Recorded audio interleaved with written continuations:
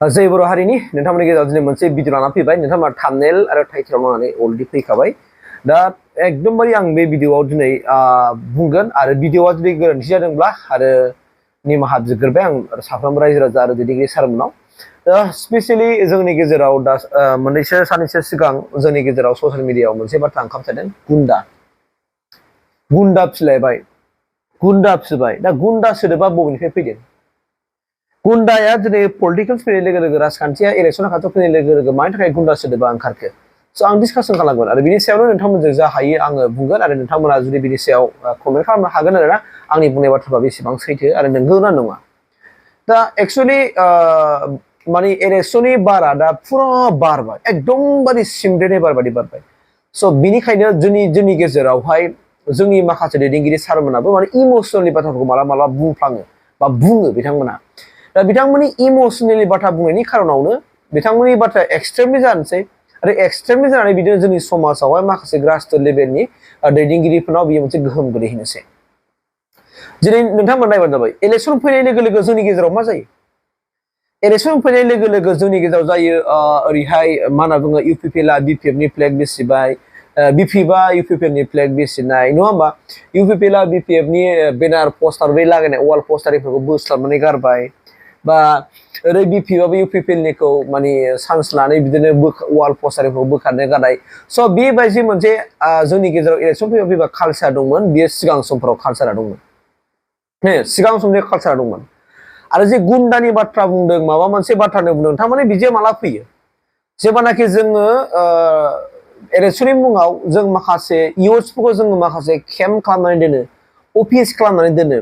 स' बे समाव जोंनि गेजेरावहाय जाथाया सोमजिया नङा, सोमजिदों। स' बेफोर बे गासैबो सिगां समनि बाथ्राजोब, दानि नङा, बे ट्रेन्डनि नङा। बेनिखायनो जों गासैखौबो जोङो बुजिलायनांगोन।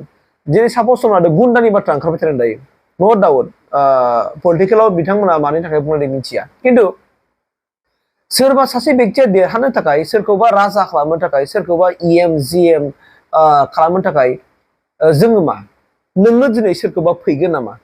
नोङो दिनै सोरखौबा सोरनिबा सोरखौबा बुगोन नामा? नोङो सोरखौबा दिनै सोरखौबा माबा बुथारगोन नामा नोङो दिनै इलेक्सननि मुङाव सोरनिबा माबा होनायाव? स' सिगां नोङो 100 बार सानगोन, 100 बार सानगोन आरो 1000 बार सानगोन जे दिनै नों इलेक्सननि मुङाव सोरखौबा आखाइ होनाय, सोरखौबा फैनाय, सोरखौबा बुनाय, बेफोर जोंनि थाखाय कालसार नङा आरो बेयो मोनसे इलेक्सननि कालसार जानो हाया। जोङो दिनै गेजेराव सोर? बिपिएफआ सोर? बिपिएफआबोथ' जोंनिनो, इउपिपिएलआ सोर? इउपिपिएलआबोथ' जोंनिनो ना, सोरथो दं बाहायलाय? बा दिनै नों इपिपि फैबाय, इपिपिनि बाथ्राखौनो बुंदो, बिजेपिनि बाथ्रा बुंदो, नोङो जेखि राजखान्थि हान्जाजों मानो जोङो सोर गेलेदों? दिनै बिपिएफआवबो नोंनि बिदा फंबाय दङ, इउपिपिएलआवबो नोंनि बिदा फंबाय दङ, एपिबिआवबो नोंनि बिदा फंबाय दङ, बिजेपिआवबो दिनै नोंनि बिदा फंबाय दङ, कंग्रेसआवबो दिनै नोंनि बिदा फंबाय दङ। नाथाय जोंनि गेजेराव बांसिनै जोंनाव कनफ्लिक्टआ जानो नागिरो होनना बुङोबा बिपिएफ आरो इउपिपिनि गेजेराव। दा आंनिफ्राय खावनाया बेनो, नोंहा जुदि सामान्य भटनि थाखायनो नों सोरखौबा जुदि सोरनिबा थिननायाव जुदि बुनांगौब्ला, सोरखौबा जुगुम हैनांगौबा, सोरखौबा माबा मोनसे खालामनांगौबा, बे नोंनि थाखाय बिराद गिदिर पाप बियो। नों बे पापखौ नों मोनखागोन, गोन्दोखौनो मोनखागोन, नों जेखि पलिटिकेल पार्टिनि जायाथों मानो। नोङो जुदि पलिटिकेलनि मुङाव, राजखान्थिनि मुङाव जुदि सोरखौबा सोरनिबा थिननायावहाय सोरबा सासे देरहानांगौनि खाथियाव जुदि नों सोरखौबा बुनो नागिरदोंब्ला, बुदोंब्ला, माबादोंबा, खिन्थु नों बिराद गिदिर नों पाप नांगोन आरो हामा। पलिटिकेला जोंखौ बुलायनो थिनाखै, नंगौ मालाबा पलिटिकेलाव मालाबा कनफ्लिक्ट जायो। दा जोंना कनफ्लिक्टआ थोजासे जाखाबाय, जोंनाव जथेस्थ' जाखाबाय। मारै जथेस्थ' होनना बुङोबा आङो थांनाय गोलाव समफोराव जोंनि गेजेराव गोबां जाथाय जालांनो थांबाय। सोरबा बुजानाय, सोरबा देख्ला जानाय, सोरबा बुथार जानाय, जोंनि पलिटिकेलनि मुङाव माने जाया नङा जालांबाय। जों बेफोरखौ गोसोखांनानै, गोसोआव लानानै जों बयखौबो गावजों गाव निमाहा होलायलायदो, सुद्रायलायदो आरो बुजिदो। थांखांनाय जाथायफोरखौ जोङो लानानै आरो जों दिनैनि थारिखआव जोङो बुजिनानै जों मोजां मोनसे माने बारहावाजों जोङो रासिनखौ गेलेनो नाजादो सारमोन। दा दिनै नंगौ जोंना दैदेनगिरि सारमोननि बाथ्राफोरखौबो लानानै जोंना ग्रासरुट लेभेलाव थानाय दैदेनगिरिफ्रासो बांसिन माबा जायो, इमसनेल जायो आरो बिथांमोनानो जाथायखौ खामानिफोरखौ मावलाया नङा मावलायो। स' बिदिनि थाखाय दुखुनांथावफोरा जायो। पलिटिक्सआ मोनसे गेम जों दिनैसिमबो साननानै लानो हाब्लाबो, नाथाय जोंनाव मोनसे ओरैबायदि मोनसे माबा फैयो आरोखि गोसोफ्राव होद बेखौ होआबा नागारखाया लां होद बेखौ माबा मोनसे खालामाबा नागारखाया लां नै बेफोरबायदि नाथाय बे नों जायखौ खालामनो नागिरदों जायखौ माबा मोनसे खालामनो नागिरदों बेयो नोंनि सोर बेथ' नोंनि बिदा नोंनि फंबायानो ना गुबुननि फिसाबाबोथ' नोंनिनो फिसा ना नोंनि बिदा फंबायनि समान जोंनो बर' जों गासिबो बर'आनो अब्ला जों मानो गावजों गाव बेफोरबायदि राजनिथिनि मुङाव सोरनिबा जिउ लानो सोरखौबा जों मानो आगार होनो सोरखौबा जों मानो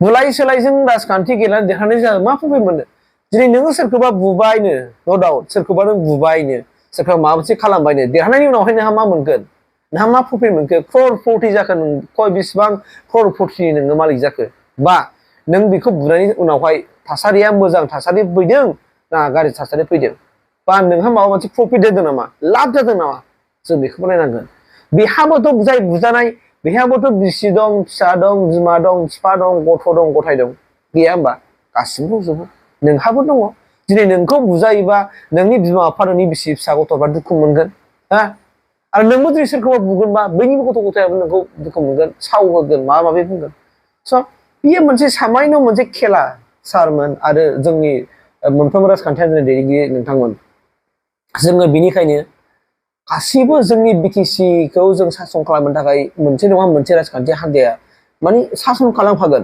जाय पलिटिकेल हान्जाया रायजो राजाफोरजों मोजां गोरोबनानै खामानि मावदों रायजो राजाफोरनि दुखु सुखुखौ बुजिदों आरो रायजो राजाफोरनि अभाब उबिदाखौ सुफुंनो थाखाय बिथांमोना माखासे टारगेट लानाय खामानिफोर मावदों नङा होमबा माबोरैबा इमप्लिमेन्टेसन खालामनो हागोन बेफोर गोनां गैयिफोरनि गेजेरावहाय जों माबोरैबा बिथांमोनखौ मदद होनो हागोन बेफोरनि बिभिन्न रोखोमै जेरै फरायसाफोरनि बाथ्रा बन दांग्राफोरनि बाथ्रा ना सारगानो जाग्राफोरनि बाथ्रा मैगं फानग्राफोरनि बाथ्रा थेला आवला रिक्सा आवला गोबां बिभिन्न टाइपनि मानसिफोर थायोना संसारावहाय दा बिसोरखौ माबोरैबा मदद होनायनि खामानि मावनो हागोन सरकारा स' बेफोरबायदि सरकारानो देरहागोन निसय देरहागोन खिन्थु पलिटिकेलाव थाखा फैसानि जायो गेमा मालाबा जाया नङा जाथारो आरोखि दा बिनिखायनो जोंनि गेजेराव आं बेखौनो आंनि गोसो गोरबोनिफ्राय खावलायदों आं सारमोनखौ मोनफ्रोमबो राजखान्थि हान्जाखौ आं गोसो गोरबोनिफ्राय खावलायदों पलिटिकेलनि मुङाव जोंनि दैदेनगिरि सारमोनाबो गोजौ लेभेलनिफ्राय खुनु मोनसे निर्देश हरनो नाङा जे उमुखखौ बुनांगौ उमुखखौ माबा मोनसे खालामनांगौ उमुखखौ बुबासो उमुखखौ गादबना दोननो हाबासो